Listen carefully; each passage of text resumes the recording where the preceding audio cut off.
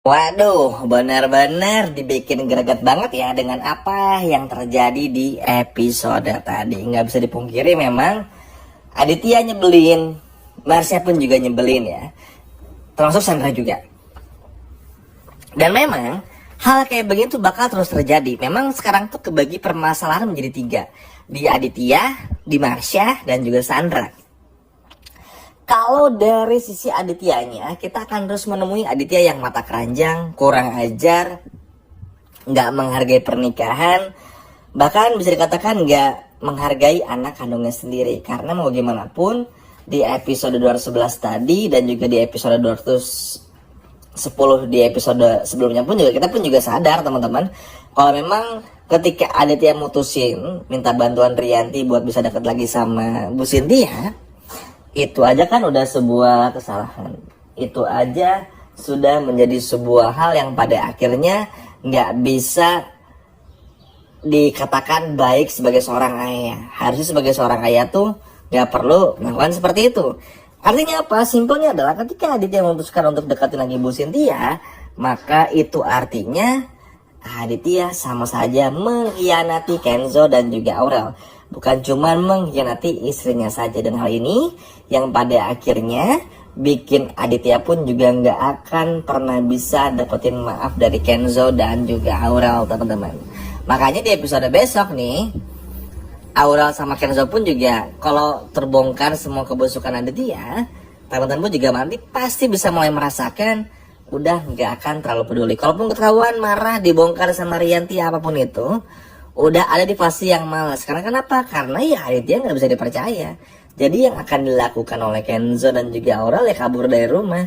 Karena itu yang bisa dilakukan dan paling possible atau paling memungkinkan untuk dilakukan. Intinya ya biar ditinggal sama anak istrinya aja. Apalagi kan kita semua tahu Aditya ini kelemahannya ada pada anak-anaknya, di Kenzo dan juga di Aurel. Sehingga kalau Kenzo Aurel nggak ada di hidupnya Aditya, maka hidupnya Aditya udah bisa dipastikan bukan cuma hancur, tapi juga kesepian.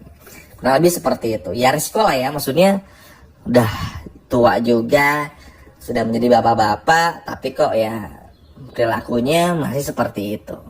Nah, selanjutnya kita akan ngebahas tentang Marsha. Ya, Marsha ini tuh memang kurang ajar ya. Bener-bener tidak mencerminkan seseorang yang nebeng di kontrakan orang gitu loh. Kalau kita ikut nginep di tempat siapa, menghargai yang punya tempat, menghargai yang punya rumah, menghargai dikasih apa sama yang menjadi sang pemilik rumah. Tapi si Marsha ini tuh kayak seakan-akan selalu menganggap Mutiara ini adalah kayak bawahannya, teman-teman. Mentang-mentang dulu ketika kerja di Kabupaten Sentia, Mutiara sebagai waiters dan si Marsha ini sebagai marketing kan ya, atau kayak penasehat gitulah, mungkin lupa. Dan malas juga lah buat ingat-ingat siapa Marsha ini gitu loh. Jadi itu tadi bawaannya Marsha selalu menyuruh-nyuruh, seenaknya, kurang ajar dan lain sebagainya macamnya. Makanya teman-teman lihat sendiri kan, dibentak langsung tuh sama Mutiara.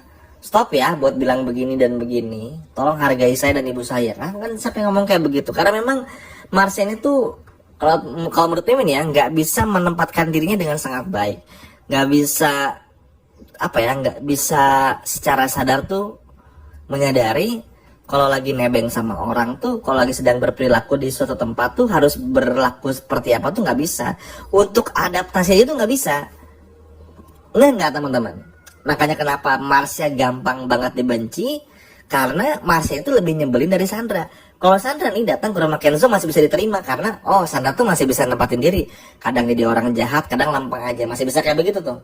Tapi kalau Marsha itu pure setan aja gitu loh, kayak bener-bener sifat setan yang bersatu ngumpul sehingga ditempatin di rumahnya Mutiara nyebelin, di kantornya Kenzo nyebelin, di Sentia nyebelin, di rumah Cynthia pun juga nyebelin gitu loh. Makanya teman-teman lihat aja Dikta sama Aurel happy, Dikta pun juga happy banget nggak ada Marsha di rumah tuh kerasa banget gitu loh vibesnya.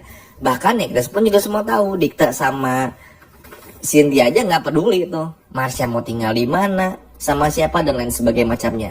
Yang Bu Cynthia dan juga Dikta concern adalah karena ada Mutiara di sana. Makanya teman-teman lihat sendiri kan gimana Kenzo aja tuh marah sebegitunya sama Mutiara, bahkan pergi itu. Ya bukan tanpa alasan teman-teman. Kenapa? Karena memang Marsanya ini tuh memang nggak bisa dipercaya. Dan menurut Mimin marahnya Kenzo ke Mutiara tuh bagus. Tujuannya apa? Biar Mutiara sadar kalau Mutiara sudah salah mengambil langkah. Kurang lebih kayak begitu. Karena balik lagi ya teman-teman, kasihan sama Mutiaranya kalau misalnya Mutiaranya ini tuh harus terus-terusan percaya kepada Marsha, harus baik kepada Marsha, harus bener-bener kayak ngejagain Marsha padahal nggak perlu, kebiarin tinggal di sana. Itu kan sesuatu yang nggak perlu dilakukan gitu loh. Kasihan Mutiaranya. Karena ya Kenzo ini karena sayang, makanya Kenzo sampai seperti itu. Kan bukan tanpa alasan. Dan hal inilah yang dicoba oleh tentu saja Kenzo tuh buat ngingetin juga, bahkan diingetin juga sama Bu Rianti. Terus juga pada akhirnya pun juga Kenzo pun betul-betul apa ya, benar-benar bikin situasi pun juga supaya gimana caranya Mutiara nih bisa benar-benar sadar dan berubah. Baik boleh, tapi jangan terlalu baik. Ini nih yang selalu menjadi permasalahan Mutiara di setiap kesempatan. Makanya hal ini yang pada akhirnya bikin orang-orang tuh kesal juga. Rianti kesel, Kenzo kesel karena Mutiara terlalu baik teman-teman. Tapi ya sudahlah. Yang terpenting Marsha pun juga bisa ditendang keluar dari kontrakannya Mutiara. Nah selanjutnya datang dari Sandra ya. Jadi seperti janji Mimin di awal video, kita akan bahas 3 pembahasan Aditya, Marsha dan juga Sandra. Ya Sandra sendiri nih memang masih dengan apa yang teman-teman lihat di episode tadi. Ya sebenarnya masih cukup mencurigakan juga ya Sandra itu beneran buta atau enggak gitu loh. Kayak takutnya ketika nanti udah sembuh Sandra ini tuh masih berpura-pura buta biar deketin Kenzo juga. Tapi apapun itu semoga sih di episode besok, episode 212, semoga saja Sandra ini nggak minta yang aneh-aneh dari Kenzo. Karena kita pun juga semua tahu ya Sandra ini tuh ketagihan dalam tanda kutip ditemenin sama Kenzo. Dan mudah-mudahan Kenzo bisa tetap tegas juga, jangan terpancing karena kondisinya Sandra. Karena ya kalau mau ngomongin menderitanya Sandra, di luar sana pun juga masih banyak orang yang lebih dibutuhin bantuan ketimbang Sandra. Kalau Sandra kan memang anak mami, anak papi yang manja, yang lagi sakit aja. Jadi itu tuh nggak perlu wajib buat ditemenin gitu loh. Nah harusnya menjadi tugas Kayla juga. Dan Kayla pun juga sekarang udah jadi kayak pencuri banget ya. Kesel banget lah. Udah mah kita kesel kemarin ngelihat Marsha sama Ivan Judo. Aduh lucu banget ya. Mudah-mudahan kita dijauhkan dari hal seperti itu. Dan juga kita pun juga harus melihat bagaimana sifat Kayla yang aduh nyuri gitu loh. Mudah-mudahan sih ketahuan juga. Ya mudah-mudahan sih Sandra beneran berubah ya. Mimin sih walaupun gak terlalu berharap banyak, tapi semoga better di next episode.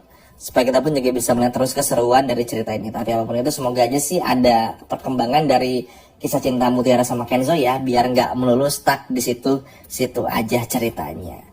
Wah sebetulnya masih banyak lagi yang bakal Mimin ceritain. Tapi nanti setelah video ini tayang, Mimin akan bikin yang seru lagi. Dan teman-teman harus nonton dan pantengin Drama Indonesia untuk video berikutnya. Sekian.